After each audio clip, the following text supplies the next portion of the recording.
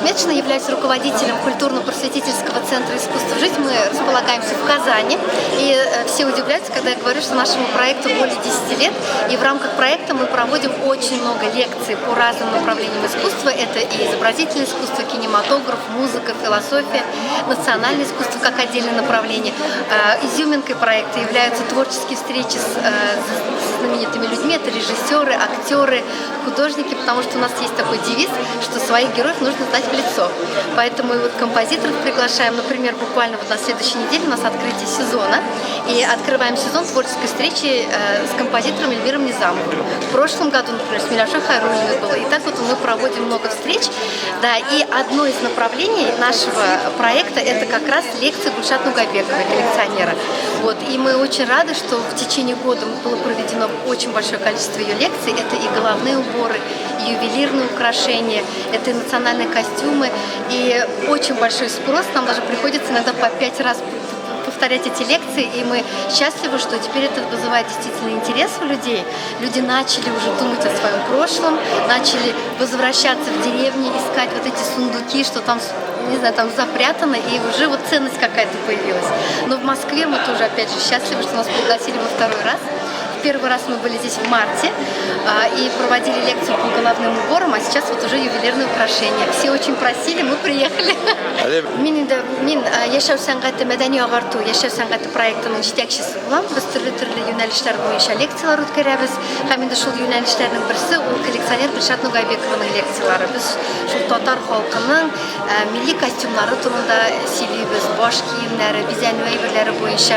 Һәм инде ул лекциялар Казанда бик популяр. Мәскәүгә без икенче тапкыр килдек. Без инде халык өчен бу бик ничектер кыйммәтле дип әйтикме, инде лекциялар булып чыкты. Шуңа күрә менә бүген карарбыз инде. Халык ничек әйтәсе. Рәхмәт сезгә. Рәхмәт сезгә. Рәхмәт. Хәерле көннәр. Без монда килүебезгә бик шат. Киләсе очрашуларыбызда без татар киемнәре турында сөйләшербез. Милли баш киеме турында да бер очрашуыбызны насыйп булса, без бик шат булырбыз. Добрый вечер, дорогие друзья. Мы вас искренне рады приветствовать здесь. Я, правда, не знаю, вот не тильде сөйләргә, а все понимают по-татарски? О, все. Хайрлы кич тамбыр калбарыбызга да бийик Тукай шагыйрыбыз ничек дип әйтте. Ничек башлады үзенең танылган шигырен бәйрәм бүген дип. Чыннан да бүген бәйрәм. Ни өчен? Чөнки зарыгып көтелгән лекциябыз бүген Мәскәүдә тормышка аша.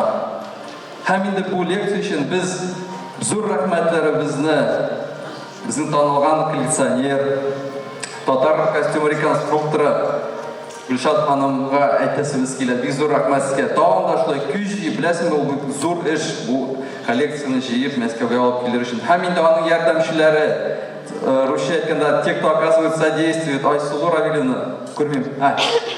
Да, сезгә барыгызга да, гаиләгезгә бик зур рәхмәтләрне безне җиткерәбез. Әлеге бүгенге лекция, 30-40 кешегә дип уйлаган идек без. Ләкин безгә шалтыраталар, ничек инде безнең дә киләсебез килә. Шалтыраталар, язалар. Ни өчен? Чөнки күптән түгел бу лекция, әмма ләкин башка темага, татар киемнәре темасына үткән иде үз Мәскәүдә. Һәм аншлар белән үтте. Шуңа күрә аларның килүләре инде икенче тапкыр. Һәм дә инде соң булмас дип ышанып калабыз. Шуңа күрә бик зур рәхмәт үзегезгә килгәнегез өчен. Көчләребезне керткән өчен, милләтебезне, гадәтләребезне саклаган өчен зур рәхмәт. Ну, и два слова, наверное, скажу по-русски. Я понял, что не все, еще не все, наверное, ходят на курсы татарского языка. В это прекрасное историческое здание 1914 года постройки. Оно видело многие мероприятия. Очень много событий здесь проходило за больше, чем 100 лет. И вот сегодняшнее мероприятие одно является одним из красочных тоже за этот период. И также, наверное, в истории Алла-Джисая останется. В татарском творчестве есть такая песня, но автору Наки Санбат ее приписывают, стихотворение. Я только два слова скажу. Басма өстенә басып, су алганда, кемгә яулык булгадың, талир тәңкәләрне чыңлаганда, кемгә җырлар җырладың дигән сүз белән шундый матур бер җыр бар.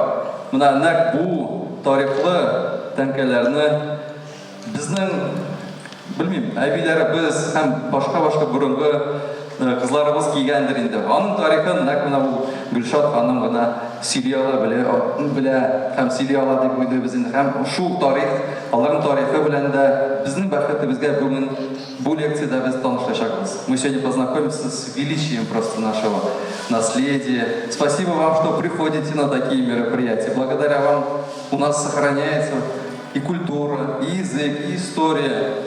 Поэтому бик зур рахмәт барыгызга да. Передаю слово, микрофон Гульшат ханым Нугайбековой.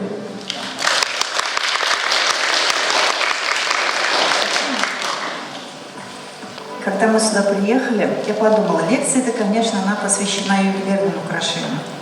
Но на самом деле эта выставка, этот фотопроект, это результат того, что мы все друг другу помогали. Наша синергия, большое количество людей, которые безвозмездно оказывали моральную поддержку, участвовали во всех делах, она безмерна. Один в поле не воин.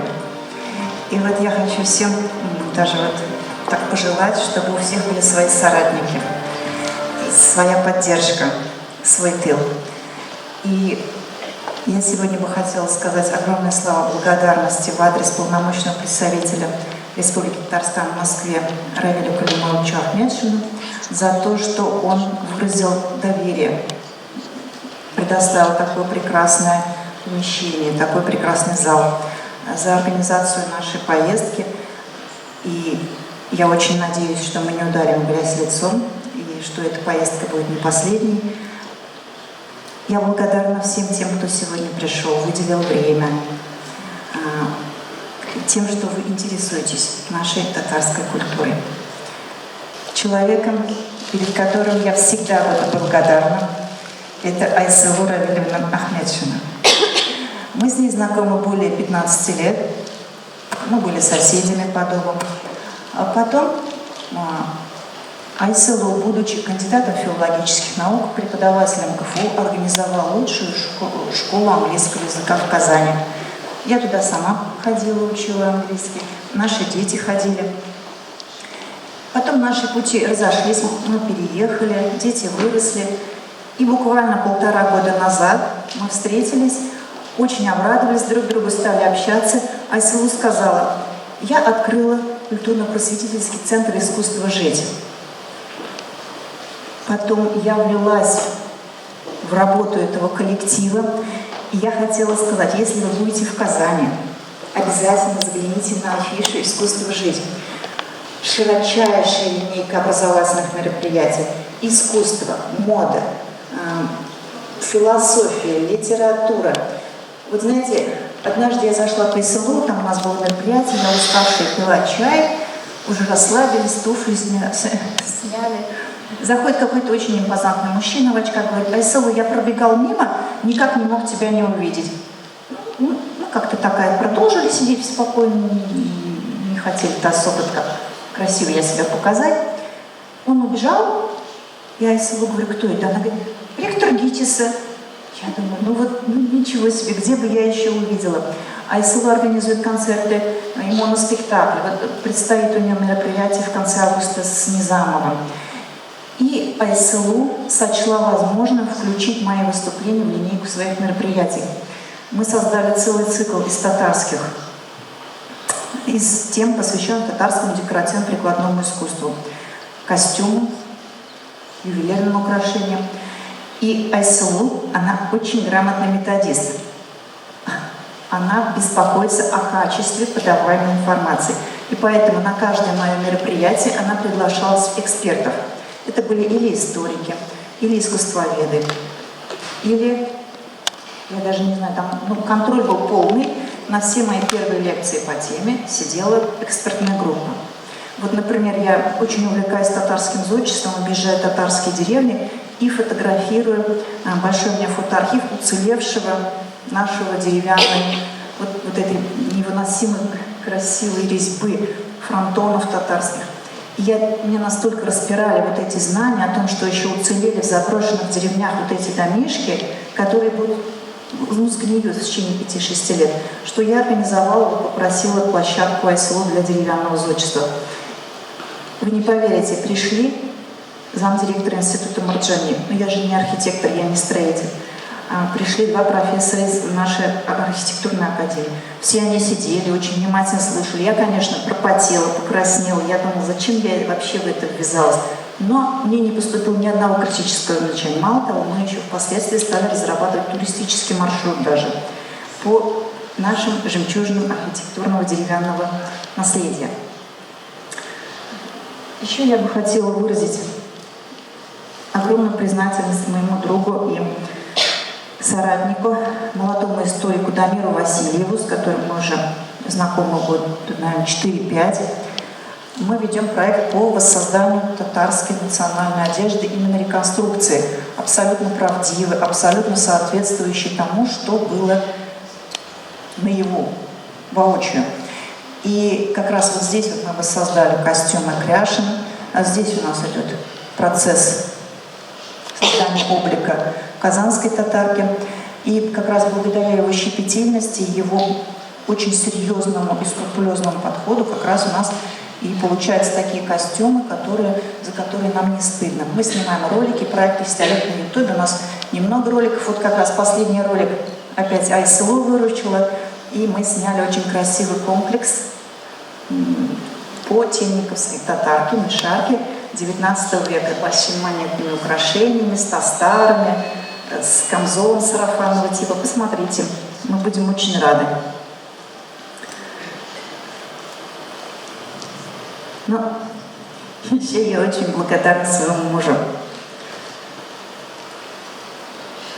Мы с ним более 30 лет, и моя страсть, моя одержимость вот коллекционированием, она сопровождает меня всю жизнь. Самое мое первое приобретение это было в 5 лет. Я нашла брошку, которая там как раз у меня представлена на одном из украшений, на изю. И как раз с тех пор я стала собирать. Это у нас шло из семьи. Мой отец организатор музея Реза Фахруддинова в Альметьевске. Моя мамочка, она очень тщательно все собирала. И Аллаха шукр, я досталась Тимуру, который никогда не спрашивает, зачем купила и сколько стоит. И эта коллекция, это его заслуга, потому что если бы он сказал и не одобрил мою деятельность, тоже ничего бы не сложилось. Я тебе очень благодарна, Тимур. И сегодня он все таскает, все делает, переживает.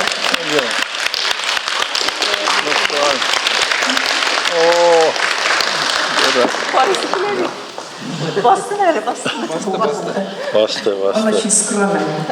А самое главное, вы не поверите, он даже воссоздал татарский дом. У нас живем большую часть времени Олда. И у меня была мечта, когда мои девы были живы, они жили в Апастово, у нас были шикарные ворота. Все, наверное, помнят вот эти ворота с солнышками. Да. У нас было много солнышек, такого. И у меня была мечта, чтобы у меня были точно такие же ворота. Тимур их сделал. Более того, он построил дом, за прообраз которого взяли дом жены Шакабуддина Марджани Скабана. И даже этот дом у нас вошел в журнал «Идеи общероссийские по строительству и архитектуре», «Идеи вашего дома». И у меня даже поступило очень много таких вот предложений о съемках и так далее, но пока мы еще не готовы. Но вот так вот мы живем в Татарща.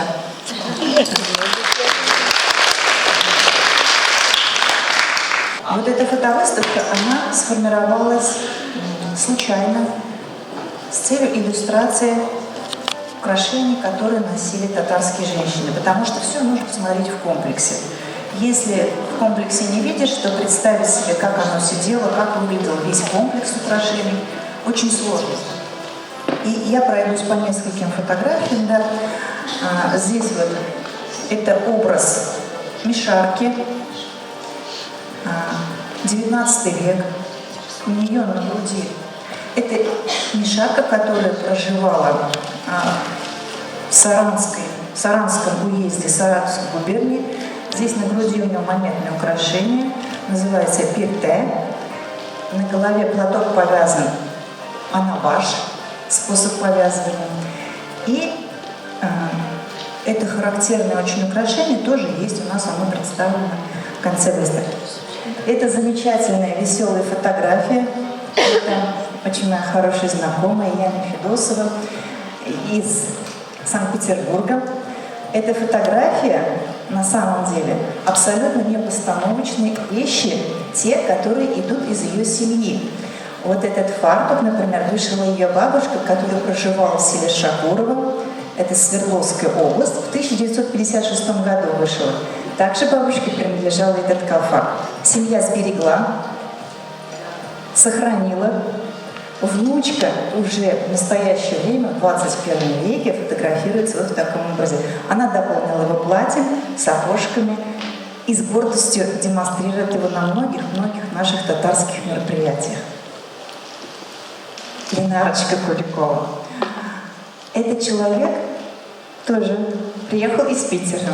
Это настоящий амбассадор татарской культуры в Санкт-Петербурге. И если вы хотите узнать какие-то новости, что происходит у татар Санкт-Петербурга, то Ленара прекрасно иллюстрирует, сделает репортаж, полностью продемонстрирует все то, что может удовлетворить наш интерес. И Ленара, она талантливая журналистка, она очень красиво создает костюмные комплексы. У нее несколько костюмных комплексов, и она со своей дочерью участвовала в фотопроектах, которые демонстрировались в нескольких странах. И она победитель конкурса «Мать и дочь в национальных костюмах». Очень, да. И здесь как раз у нас представлен костюм, у вас созданный, камзол здесь оригинальный, а платье – это платье уральских татар. Подобное домотканое платье хранится в Национальном музее Уфы, четко по всем лекалам, согласно всем узорам. Мы воссоздали это платье. Тенкеля колфак. Колфак украшенный монетками, оригинальный, начала 20 века. И, конечно же, гарябя муэнса, янтарные бусы, любимое татарское украшение у женщин. И вот в таком вот образе в руках это полотенце, сотканное пермскими татарами. И вот такой вот получился образ. Но, конечно же, без Ленары он не был бы таким красивым, таким милым и добрым. Спасибо, Ленара, тебе.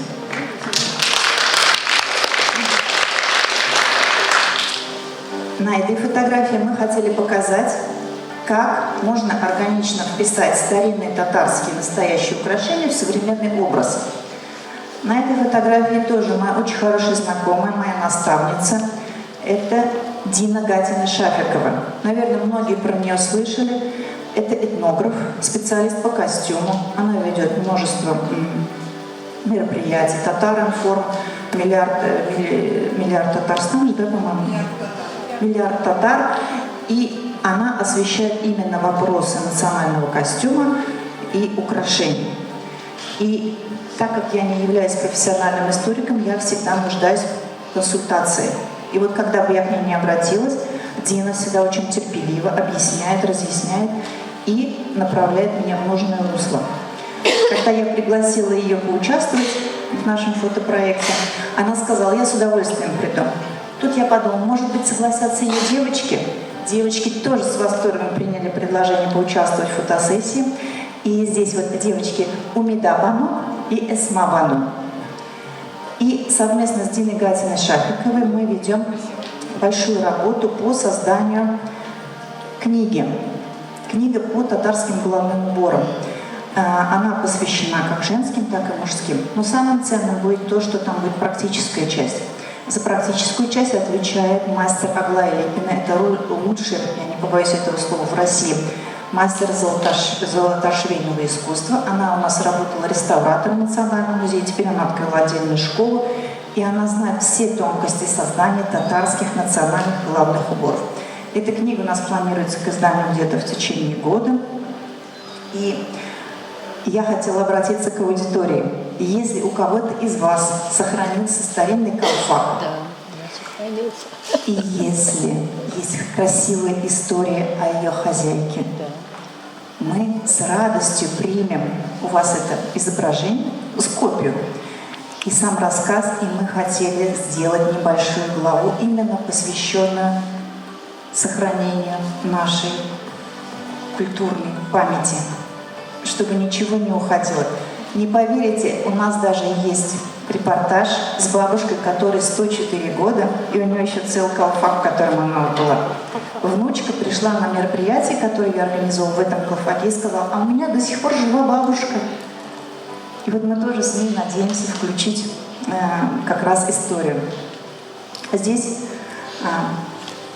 представлен костюмный комплекс XIX века. Это богатая, зажиточная молодая девушка-татарка на выданье. Здесь у нас и колпак, украшенный золотой металлизированной бахромой, кисти, хасите, черезплечные украшения, изюм. Для этого комплекса мы ткани специально искали по всему миру. И, например, вот эту ткань мы нашли в Стамбуле. Это домотканный муар, который выполняется до сих пор, вот ткут на станках вручную, и он полностью аналогичен тому, что носили в Древней Руси, получается, ну, там 14-15 век, под названием кутна. Была такая ткань, которую носили люди высшего сословия, бояре, князья. Вот это очень милая семейная фотография, это Айсылу и ее дочь Айсель. Вы знаете, очень приятно то, что дети сами откликнулись и абсолютно без принуждения, с большим удовольствием участвовали в нашем фотопроекте. И вот как раз Айсель, она является именно украшением нашей фотовыставки. Вот та последняя фотография, посмотрите, Птарали.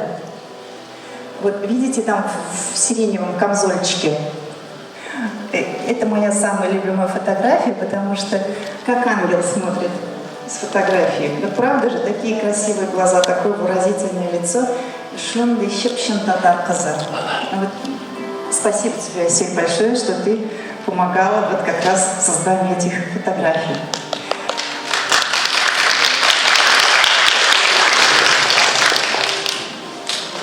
Малика Казан, да, это моя младшая дочь. Она в оригинальном платье XIX века, платье пермской татарки, в ожерелье. Там есть диалектизм, что оно называется сырва или мынса, браслеты, монетные серьги. Это все конец XIX века.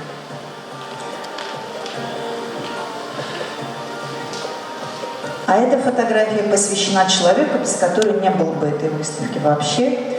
Это Равкат Азатович Мухаммедшин, ювелир, реставратор, художник. У него нет ни одного звания, ни заслуженного, ничего, потому что ему это неинтересно. Он ни у кого ничего не выпрашивает, он просто делает свое дело. Он бессменный реставратор нашего национального музея, музея ИЗО, Хазина. И он абсолютно точно воспроизводит все технологические особенности старинной татарской ювелирной школы. Я не побоюсь сказать этого слова, это единственный в России фактически носитель, ну, в мире получается, татарской ювелирной школы. Вот все, вы понимаете, вот эти украшения, которые лежат на выставке, они поступают не в таком виде, в котором они лежат. Они с вырванными камнями, без монет, скрюченные. У меня, например, есть некоторые украшения, один набор украшений, который был вмурован в стену печки во избежание раскулачивания. И когда начали разбирать эту печку, били рулонами и, отковырив большой пласт вот этой вот известковой, как сказать, замазки, нашли вот эти украшения. Они все были деформированы, они были с отбитыми краями. И вот Равкат Азатович все восстановил. И, кроме того, он очень добрый, отзывчивый человек, исключительно. Вот даже к этой выставке мы немного форсировали часть реставрационных работ. И когда я прибегала к нему, говорю: Равкат, надо? Он говорит: еще вчера надо было? Я говорю: да. И он всю ночь работал и готовился, чтобы вы могли увидеть в первозданном виде многие украшения. Ой,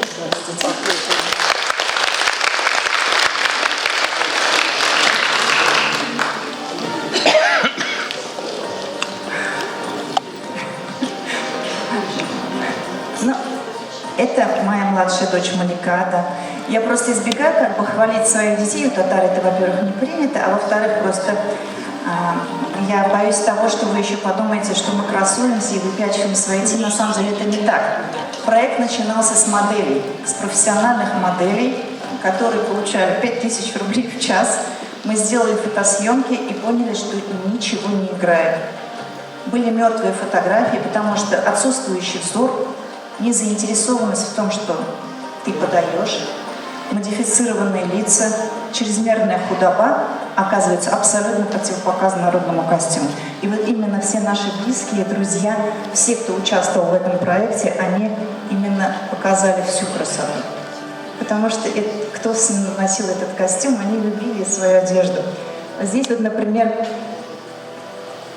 Малика в воссозданном уборе, головном уборе костромской татарки, битлек. Мы его воссоздали. Аглая Липина полностью воссоздала его по старинному образцу, который был в татарской семье, но, к сожалению, он утрачен. Но у нас сохранились фотографии, описания. И вот мы его создали, и пока мы его еще не выставляли на широкую публику, вот это вот украшение, это сделал мой друг Дамир, про него еще будет попозже рассказ. Это костромская татарка, невеста перед свадьбой. Это свадебный головной убор и свадебный наряд. Здесь образ татарки начала 20 века. Здесь уже мы видим, что количество национальных украшений очень сильно сократилось. Осталось буквально серьги и колпак. Уже нет массивных браслетов, нет больших черезплечных перевязей хасите, нет изюр. Уже европейское приталенное платье, отрезанное по линии талии, уже отделка страусиным пухом или лебяжьим пухом, но все равно еще сохраняются национальные марки. Так, у нас еще есть время, да, 5 минут? Конечно.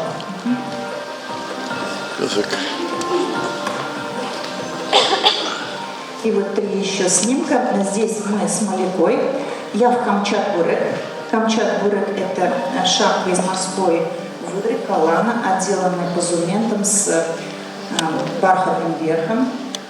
Платье сшитое из хвосты теклепыльмек. Платье с нижней оборочкой – это мода начала середины 19 века.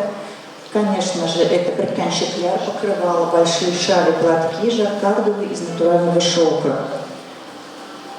А здесь Малика у нас представляет монетное украшение, двурядное, очень эффектное, очень красивое, с самоцветами колфак и наши классические татарские миндалевидной подвеской филигранные серьги.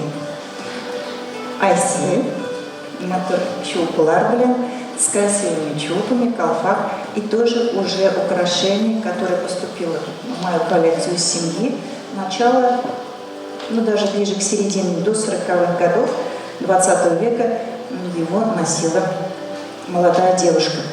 И уже укороченный камзол, это настоящий камзол, это уже он шит по моде начала 20 века. Вообще татарки очень любили наряжаться. И их мужья их в этом поддерживали. На очень многих фотографиях мужчина одет скромно. У него темный джилян, максимум его украшения – это тюбетейка. Тюбетейки были, конечно, очень дорогие у состоятельных людей. Настолько дорогими, что иногда рядом ходил охранник, который охранял саму тюбетейку. Это было расшитое золотом, чистым и жемчугом. У Ибрагима Юнусова тюбетейки доходили стоимостью до 500-600 рублей. Все. На этом декоративное убранство мужского костюма практически отсутствовало. Еще были печати и камерлер, пояса, которые имели большие бляхи. К сожалению, практически ничего не уцелело из мужского костюма. Мы только стоим на этапах оформления его. Многие задавали вопрос, почему нет мужского. Все будет, но постепенно. Но женщины это было совершенно иной вопрос. Если у мужчины мало-мальски собирались деньги, он наряжал свою жену. Это было вопросом престижа. На фотографии мужчина стоит, даже немножечко позади стоит, он как картинку выставляет свою жену. И он гордится тем, что вот у него жена так роскошно одета. У татар есть очень хорошая черта, но в то же время она немножечко и не совсем хороша. Чрезмерная склонность к прогрессу.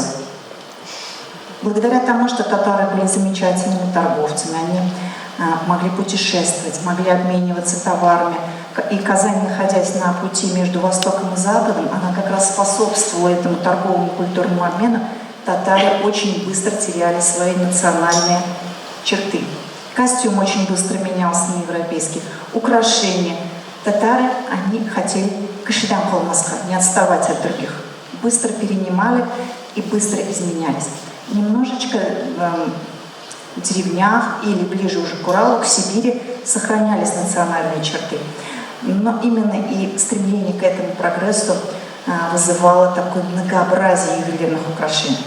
Каждые 50 лет полный комплекс ювелирных украшений сменялся, становясь менее объемным, но не менее изысканным. И поэтому мой любимый историк Михаил Худяков, который написал замечательные очерки по истории Казанского ханства, кто не прочитал, рекомендую. Он создал это издание на основе архивных данных. Он сидел буквально, по-моему, лет 15 в архивах дворянских семей города Казани, в архивах губернской управы и так далее. И его работа, она полностью отражает историческую реальность. И вот как раз Михаил Худяков написал, что ювелирное дело, для которого производился ввоз уральских драгоценных камней, достигло высокой степени совершенства. И настоящие шедевры искусства до настоящего времени еще не изданные и не изученные находили достойных ценителей в утонченных и изысканных вкусах и потребностях местного татарского населения. Спрос на ювелирные украшения, коренящийся в этнографических особенностях татарского народа, обусловил расцвет ювелирного искусства и мастерства и создал из него крупнейшую отрасль искусства. К сожалению, у нас есть много музеев, посвященных татарской жизни, но они в основном отражают татарский деревенский быт. Это какие-то примитивные орудия труда, простой сельский интерьер и очень мало музеев, которые бы показали именно высокое искусство татар, ювелирное, каллиграфии, кожаные мозаики. Рабочее место ювелира из Арского музея. Здесь мы видим, что татарское ювелирное искусство, оно зиждется на очень большом культурном наследии. Прежде всего, это наследие Великой Булгарии. Булгары были исключительно высокоразвитой нацией, которая создавала шедевры. К сожалению, эти шедевры не уцелели. И очень много было найдено при раскопках, было воссоздано уже по каким-то фрагментам. Но, например, вот это вот изделие, ожерелье ювелирное, это точная копия, которую создал Равкат Азатович Мухаммедшин по кладу, который был найден недалеко от Жукитау, Чистопольского района, остатки городища булгарского времени, монетовидные подвески с техники зерни на цепочке. Посмотрите, насколько смотрится оно современно, но в то же время это украшение 11-12 век.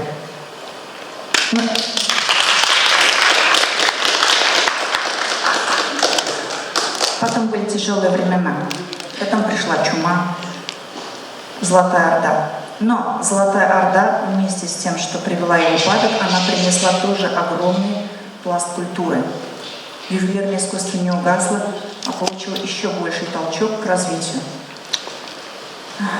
Потом, к сожалению, наступил закат Казанского ханства, и по запискам историков в 1552 году, когда царицу Сюембике отправляли из города Казани, вместе с ней ушло 12 больших судов, наполненных золотыми изделиями. К сожалению,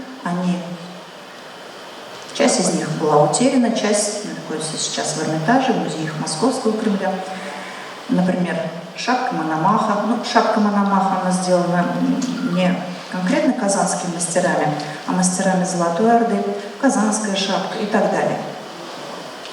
А после этого наступил запрет на работу с металлом.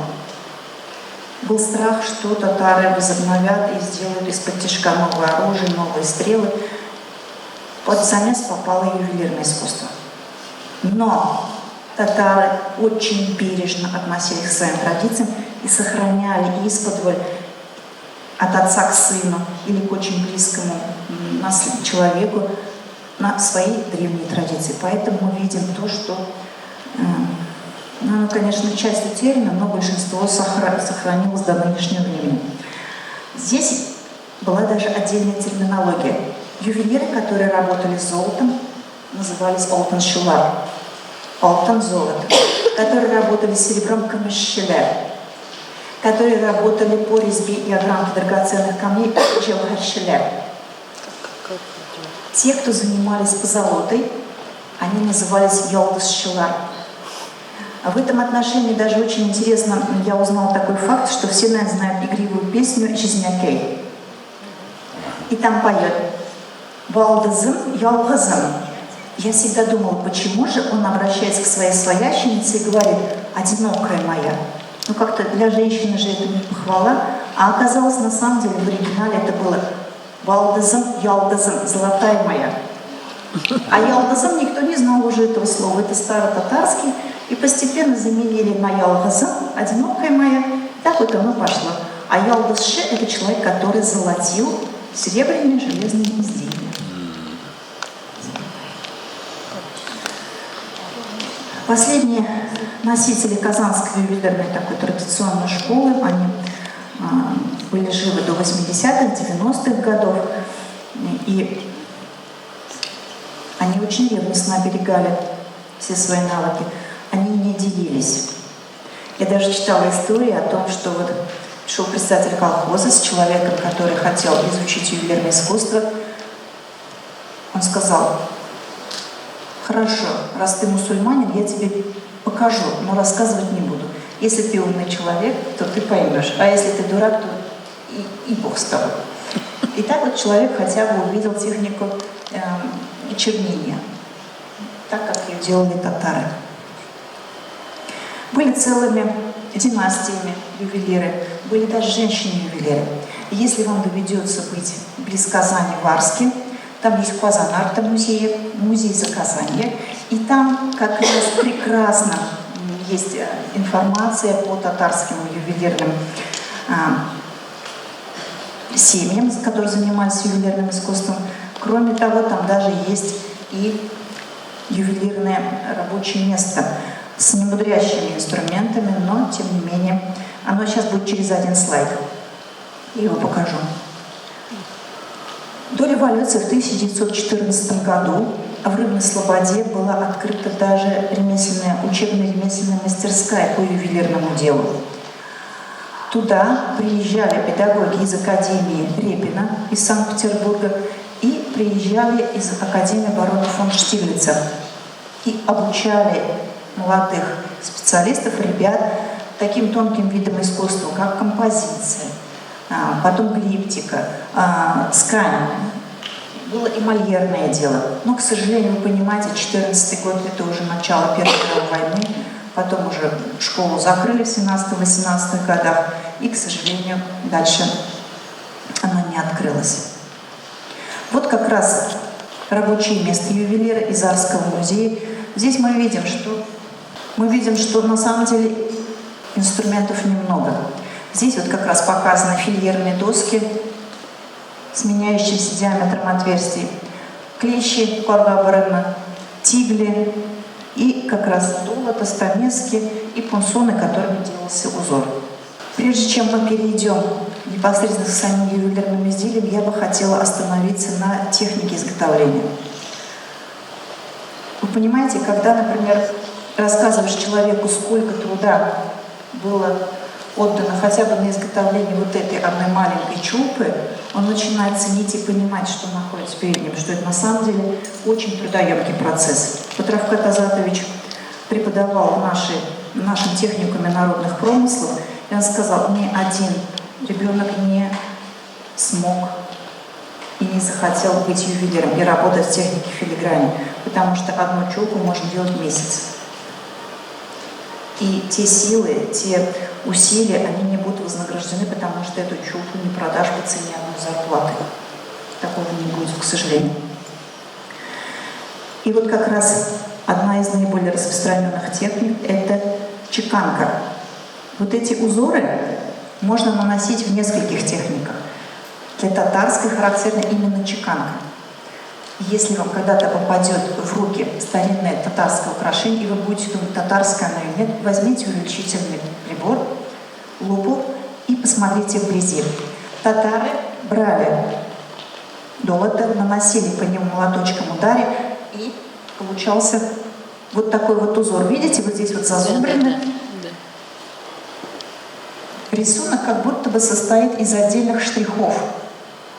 И как раз вот эта вот не гравировка, когда снимается узор, а именно насечками выполняется вся композиция, как раз и характерна для татарской ювелирной школы. Обычно те же самые браслеты делались так, чтобы выполнялся в большом количестве узор. Тогда рука не дрожала, и получались тончайшие филигранные композиции. Раскладывались браслеты, и мастер сразу проводил параллельные линии, делал цветы. Тогда рука не сбивалась, и получалась аналогичная композиция на всех изделиях. Чеканку можно делить на низкорельефную. Это когда рисунок не сильно выпирает над основной поверхностью. В основном она выполняется чеканка, и специальными пунцонами опускается фон. Одновременно как раз и еще дополняя его отдельными декоративными элементами. Бывает высокорельефная чеканка, когда уже вот изделие, находящееся с обратной стороны, по которой наносится удар молотком, имеет большое окончание различных форм. Это может быть овальный, круглый, и получаются уже вот такие высокорельефные узоры. Бывает так, что изделия изначально отливали в формах, а потом уже дорабатывали отдельно чеканкой и работой с пунцонами. Вот посмотрите, пожалуйста, вот эта бляха, она очень маленькая на самом деле. Она очень небольшая. Здесь где-то около 9-9,5 сантиметров. И посмотрите, пожалуйста, здесь было сделано вначале по форме отливка металлической болванки. Потом эту болванку очистили, рисунок полностью проработали. А потом еще для того, чтобы придать красивый фон, еще дополнительно вот такими точечками снизили его высоту фона основного. И получился вот такой вот шедевральный узор. Это вот увеличение очень большое, мы делали макросъемку. И видно, насколько тщательно, насколько филигранна была работа ювелиров. И вы же понимаете, что увеличительных стекол не было. Микроскопов не было очков. Это начало XIX века. Чернение. Чернение – это заполнение рельефа специальной массой. В основном туда входила и ртуть, и сера. Подогревалось все это, и получался черный узор, который очень красиво контрастировал с основным фоном. Здесь как раз вот этот филактерий или караница, Кырпян-Саута, Равкат Азатович тоже его создал, и филактерий, который хранится в Эрмитаже, вы можете увидеть воссозданный и здесь. Ну, конечно же, визитной карточкой Казанской ювелирной школы это является филигрань. Филигрань, наверное, многие знакомы, изделия Костромских заводов. В советское время было большое количество брошей с металлическим кружевом. Но у татарских есть свои особенности. Для того, чтобы создать вот эту ажурную чубу, вначале создавался каркас из более толстого металла. Создавалась основа под камень. Причем камень очень часто не изменяли и не подгоняли под идеально овальную или круглую форму. Его во многих изделиях оставляли таким, какой он есть, потому что камни это было дорого. Вы не поверите, настолько дорого, что искусственный сердолик завозить из Австрии было дешевле. Я этому не верила, пока не увидела записи из вот как раз промыслы, народные промыслы на Казанской губернии начала 20 века, где было написано, что вводилось до 300-400 килограмм искусственного австрийского сердолика. Мне кажется, этого сердолика на Урале как грязи. Да. Так же, как на Урале.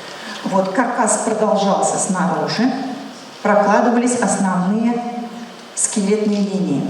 И потом начинался самый трудоемкий процесс. Недавно у нас была встреча, которую мы организовали для жен сенаторов России. пришли очень женщины, которые прекрасно разбираются в ювелирном искусстве.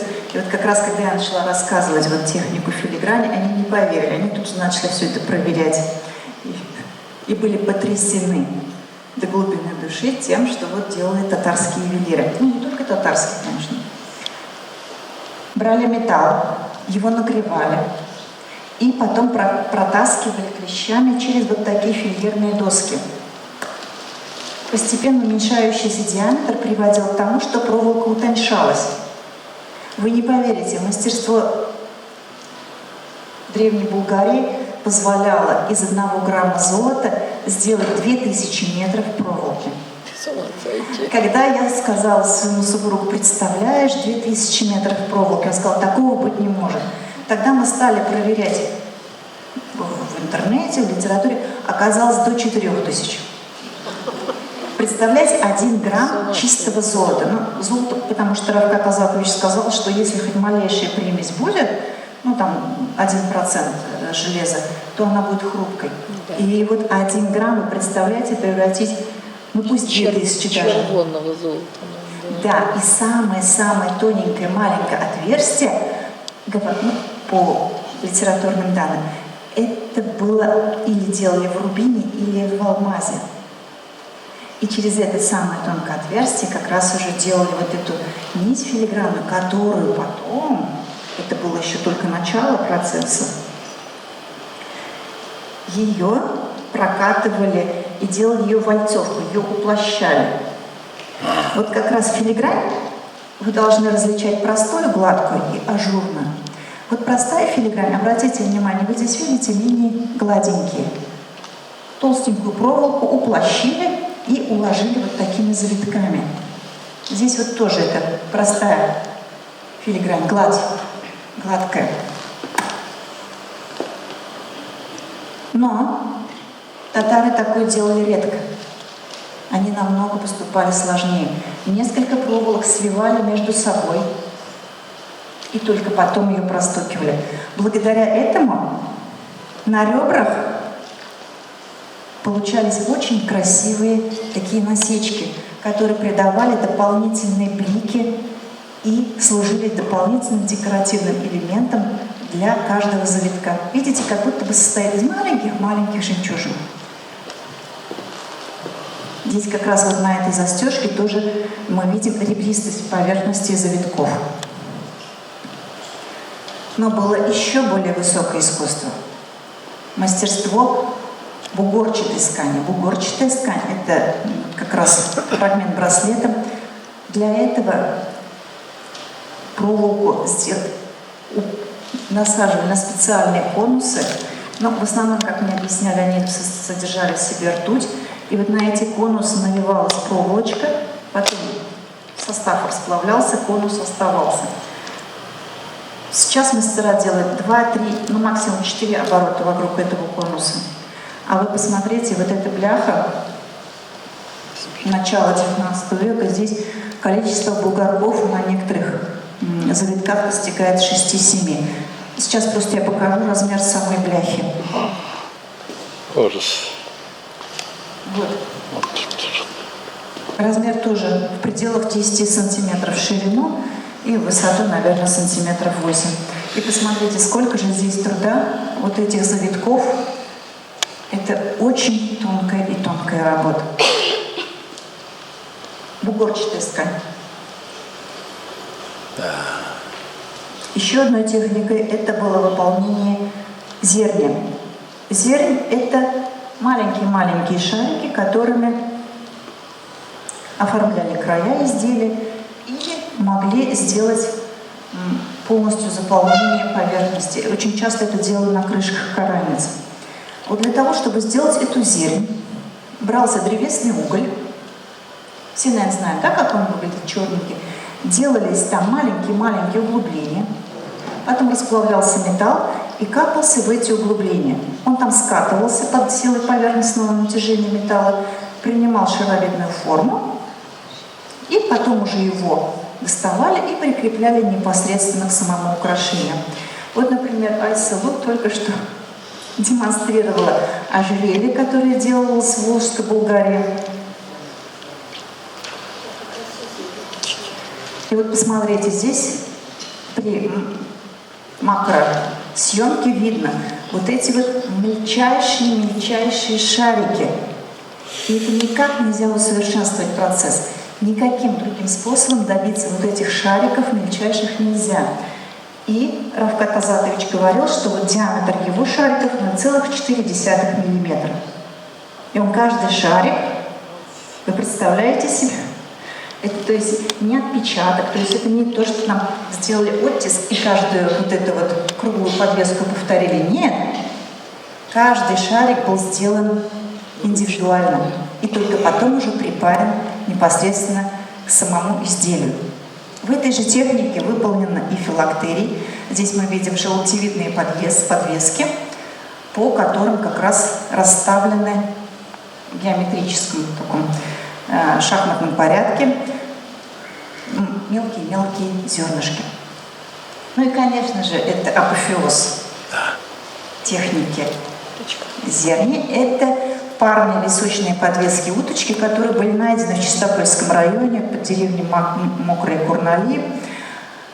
И на этих же желтевидных подвесках мы можем видеть треугольный орнамент, и уточка сама, спинка, ее голова выполнена в такой же технике, и сама подвеска. Все, наверное, знают, да, что обозначает эта уточка. Не надо говорить. Кусок земли из-под воды достал. Да, это как раз уточка, которая отражает миф о создании Земли, земной тверди нашего мира. Уточку восхваляли еще древние финно-угры.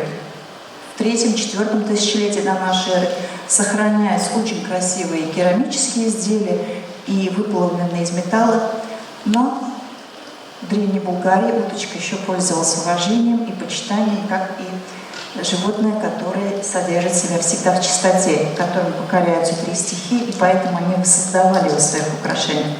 Считалось, что был безбрежный океан, по поверхности которого плавала уточка. Она занырнула вниз, достала в своем клювике комочек земли, из которого потом появилась земная твердь. Этот узор непосредственно воспроизводится и на колфаках, и даже есть на тюбетейках. Правда, зооморфность мотива добивается общим силуэтом, но глаз при этом не рисовался. Если глаза нет, значит как бы неодушевленное. По исламу можно.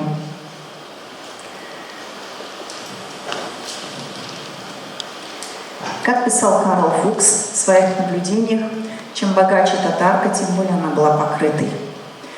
А здесь вот как раз мы воспроизвели фотографию татарки начала XIX века, которая закрывалась так, чтобы был виден один глаз и нос. Это мог быть или мужской халат джилян, или ее собственный джилян. И так она шла в гости.